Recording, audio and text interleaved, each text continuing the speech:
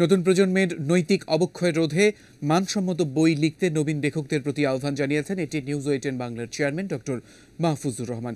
একই সঙ্গে তিনি যুগের সঙ্গে তাল মিলিয়ে লেখালেখি করার কথাও বলেন। বিকেলে এটিএন বাংলার স্টুডিওতে নবীন লেখক কর্মকর্তা মেহেদী হাসান তামিমের উপন্যাস দুর্বিপাকের ঘূর্ণির মোড়ক উন্মোচন করলেন এটিএন নিউজ ও এটিএন বাংলার চেয়ারম্যান ডক্টর মাহফুজুর রহমান। অনুষ্ঠানে প্রধান অতিথি হিসেবে তিনি লেখক এবং উপন্যাসটির ভূয়সী প্রশংসা করেন। লেখার স্টাইলটা নতুন ইয়াং রাইটার হিসেবে আমি বলবো উনি বোধহয় একটা নতুন দিগন্তর সৃষ্টি করতে যাচ্ছেন, যে লেখার স্টাইলটা এটা যারা পাঠক তাদের জন্য ভালো, এবং আমরা যারা মিডিয়াতে আছি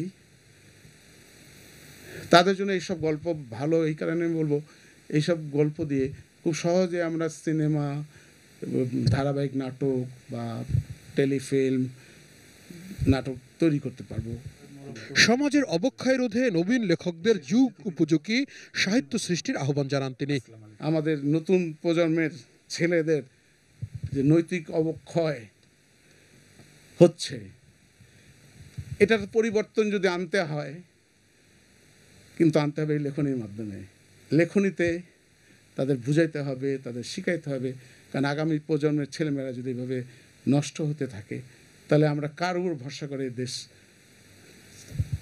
ছেড়ে যাব আমরা। অনুষ্ঠানে সভাপতিত্ব করেন ডেভিড ফর ডেমোক্রেসির চেয়ারম্যান হাসান আহমেদ চৌধুরী কিরণ। তিনি জানান, এই উপন্যাসের মূল বিষয়বস্তু সমাজ ব্যবস্থা ও ধর্মীয় অনুশাসন।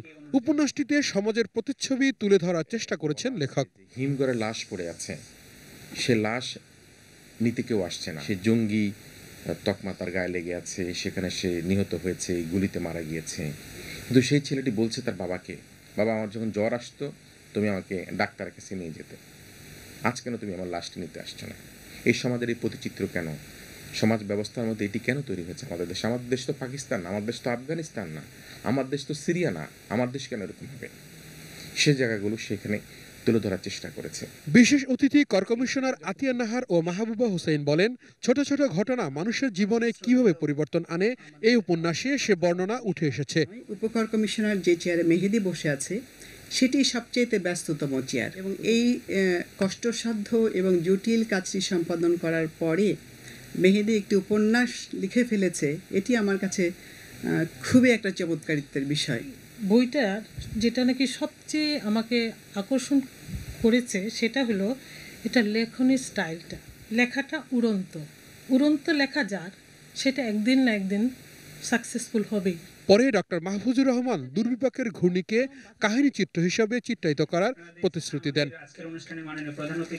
তাওহিদ সৌরভ, এটিএন নিউজ, ঢাকা।